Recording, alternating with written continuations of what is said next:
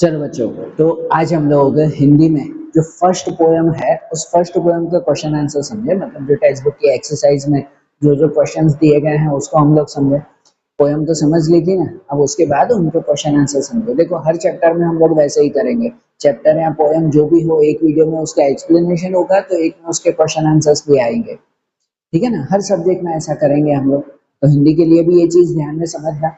और first poem है आपकी, सिंपल सी पोयम है, प्रेयर थी ना हमारी, प्रभु जी तुम चंदन हम पानी, कि जिनके कवि जो है वो कवि रैदास भगवान को प्रेयर कर रहे हैं कि भाई कोई भी तरीके से बस हम दोनों के बीच का एक रिश्ता होना चाहिए, कि भले तुम चंदन तो हम पानी की तरह है कि नहीं। इस तरह से अलग अलग रिश्ते बनाकर कवि रैदास जो है वो प्रभु के साथ रहना चाहते हैं। वो इस पोयम की थीम थी। हमने पोयम में पूरा एक्सप्लेनेशन समझा भी था। बहुत ही इमोशनल, बहुत ही अच्छी तरह से लिखी हुई ये पोयम थी। अब उनके क्वेश्चन आंसर्स भी समझे। और इस पोएम में ज्यादा क्वेश्चंस हैं भी नहीं, सिंपल से क्वेश्चंस हैं हमारे, वो अब हम लोग समझ लेते हैं। और मैंने यहाँ पर शॉर्ट में क्वेश्चंस एंड शॉर्ट में उसके आंसर्स लिखे हैं।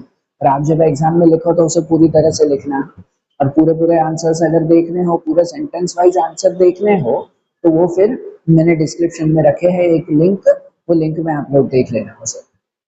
ठीक है, तो चलो फिर समझे ऐसे कि जैसे पहले तो एक एक वाक्य में उत्तर दिया हुआ है। एक एक वाक्य में उत्तर समझो। तो पहला क्वेश्चन है, प्रभु जी चंदन है तो भक्त क्या है। प्रभु जी चंदन तो भक्त क्या, तो पोयम का नाम ही वही है कि तुम चंदन हम पानी। तो भाई प्रभु जी अगर चंदन है तो भक्त खुद को पानी की तरह समझते हैं कि प्रभु जी चंदन है तो भक्त पानी, बरोबर। फिर दूसरा है कि भक्त बाती बनकर क्या चाहता है, कि भक्त बाती बनकर क्या करना चाहता है, तो भक्त बाती बनकर जलना चाहता है।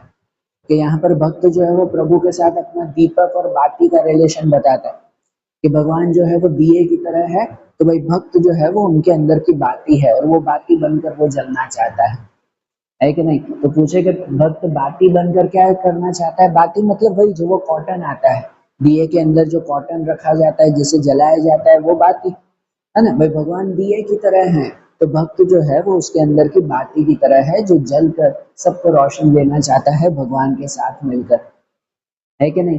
तो भाई भक्त बाती बनकर क्या चाहता है, तो भक्त बाती बनकर जलना चाहता है। यहाँ कहे कि सोने का महत्व कब बढ़ता है, सोना गोल्ड, गोल्ड जो है वो कब उसकी इंपॉर्टेंस और ज्यादा बढ़ जाती है। सोना तो पहले ही इंपॉर्टेंट है, लेकिन उसकी इंपॉर्टेंस और ज्यादा कब बढ़ती है, तो सोने का महत्व तब बढ़ता है जब सोने के संग सुहागा मिलता है। सोने की इंपॉर्टेंस तब भी और बढ़ जाती है जब सोने के संग सुहागा मिलता है। हमारे हिंदी में कहावत भी है ना, सोने पे सुहागा। सुहागा मतलब बताया था मैंने, पोएम में भी समझाया था। सुहागा एक जो है वो मिनरल टाइप आता है, एक मटेरियल टाइप आता है, बोरेक्स कहते हैं उसे, इंग्लिश में बोरेक्स कहते हैं। कि सोने के अंदर अगर ये सुहागा, ये बोरेक्स अगर मिलाया जाए ना, तो सोने की चमक और बढ़ जाती है। उसकी प्योरिटी कम नहीं होती, लेकिन उसकी चमक जो है वो और बढ़ जाती है, वो और अच्छी तरह से चमकने लगता है। तो इसलिए तो कहते हैं ना कि सोने पे सुहागा। तो सोना पहले ही चमकदार है, लेकिन अगर उसमें बोरेक्स मिलाया जाए, सुहागा मिलाया जाए, तो उसकी इंपॉर्टेंस और बढ़ जाती है, उसकी चमक और ज्यादा बढ़ जाती है। ठीक है, तो ये सिंपल एक एक वाक्य में उत्तर हैं, तो ये तीनों क्वेश्चन ध्यान में रखना। और चैप्टर में एक और क्वेश्चन है सिंपल सा, वो 2-3 वाक्य में उत्तर है। लॉन्ग क्वेश्चन तो इसमें है ही नहीं, या तो 2 मार्क में है या तो 1 मार्क में है, ऐसे ही क्वेश्चन है, तो समझना है इसे। और 2-3 वाक्य उत्तर में भी एक ही क्वेश्चन दिया हुआ है कि जिसमें भक्त किन किन उदाहरणों के द्वारा समझाता है कि मैं प्रभु के निकट हूँ। भक्त जो कवि हैं वो कौन कौन सा एग्जाम्पल देते हैं, कौन कौन से उदाहरणों से समझाते हैं कि भाई मैं भगवान के पास हूँ, भाई भगवान के साथ मेरा अच्छा रिश्ता है। ये कैसे एक्सप्लेन करते हैं, तो भाई हमारा पोयम ही इसके ऊपर है कि भक्त कोई भी तरह के एग्जाम्पल लेकर वो समझाना चाहता है कि भाई मैं जो है वो भगवान के पास हूँ, भगवान मुझसे दूर नहीं है, हम जो है वो हमेशा साथ ही हैं। वो कोई भी तरीके से भगवान के साथ अपना रिश्ता बनाना चाहता है। और इसके लिए ही भक्त जो है या कवि जो है वो अलग अलग रिश्ते बनाते हैं, एग्जाम्पल देते हैं कि जैसे कि चंदन और पानी, कि प्रभु चंदन की तरह है तो भक्त जो है वो पानी की तरह है। कि जैसे पानी के अंदर चंदन मिल जाए तो पानी पवित्र हो जाता है, उसकी खुशबू कभी खत्म नहीं होती, वो सबसे पवित्र बन जाता है। तो उसी तरह से भक्त के अंदर भी अगर भगवान का रूप मिल जाए तो फिर और चाहिए ही क्या। तो वो चंदन और पानी का रिलेशन, घन और मोर, घन मतलब बादल कहते हैं, है ना, कि भाई घने बादल और मोर, कि जैसे घना बादल देखकर मोर जो है वो नाचने लगता है, उसी तरह से भगवान को देखकर भी जो है वो भक्त नाचने लगता है, खुश हो जाता है। ठीक है ना, तो घन और मोर का रिलेशन बताते हैं। चांद और चकोर का रिलेशन बताते हैं कि चकोर जो है वो पक्षी आता है जो हमेशा चांद को ही देखता रहता है, उसकी नजर रात को सिर्फ चांद की तरफ रहती है और उसी को ही ढूंढता रहता है। तो उसी तरह से भगवान जो है वो चांद की तरह है, तो भक्त चकोर पक्षी की तरह है, कि जिस तरह से चांद को जो है वो चकोर पक्षी हमेशा ढूंढता रहता है, वैसे ही भक्त भी जो है वो ये चांद को हमेशा अपने भगवान को हमेशा ढूंढता रहता है।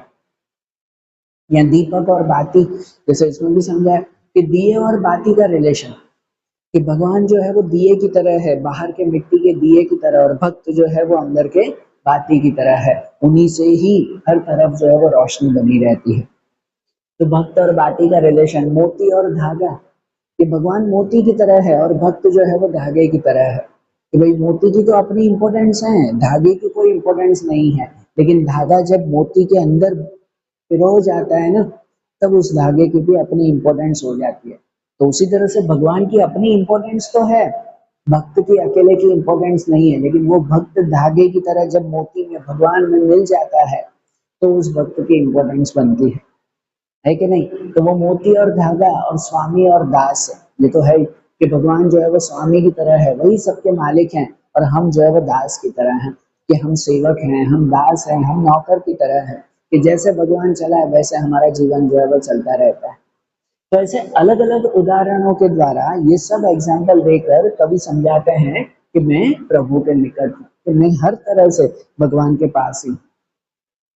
अरे बात ध्यान, सिंपल सा मैंने यहाँ पे खाली वो एग्जाम्पल्स लिखे हैं, उदाहरण लिखे हैं, आगे पीछे के सेंटेंसेस आप थोड़े बनाकर लिखना बेटा, पक्का? समझ आ रहा है ना? सिंपल से इतने ही क्वेश्चन थे, और एक एक आपका मैचिंग का क्वेश्चन है, एक मैचिंग दिया हुआ है, और एग्जाम में पूछा भी जाता है, कभी ऑब्जेक्टिव्स में या कहीं पर ऐसे क्वेश्चंस पूछे जाते हैं। तो मैचिंग वाइज यही जो रिलेशन है ना, वही रिलेशन यहाँ मैचिंग के थ्रू बताने हैं, कि चंदन, तो चंदन का रिलेशन पानी के साथ, मैं आंसर बता रहा हूँ डायरेक्ट, चंदन का रिलेशन पानी के साथ। घन बन, घन मतलब बादल, बन मतलब जंगल, तो वो जंगल के घने बादल, तो बादल का रिलेशन मोरा मतलब मोर के साथ, ठीक है ना, पिकॉक के साथ। दीपक, दीपक का रिलेशन ज्योति के साथ, कि दिया और उसके अंदर की ज्योति। सोने का रिलेशन सुहागा के साथ, कि सोना और सुहागा।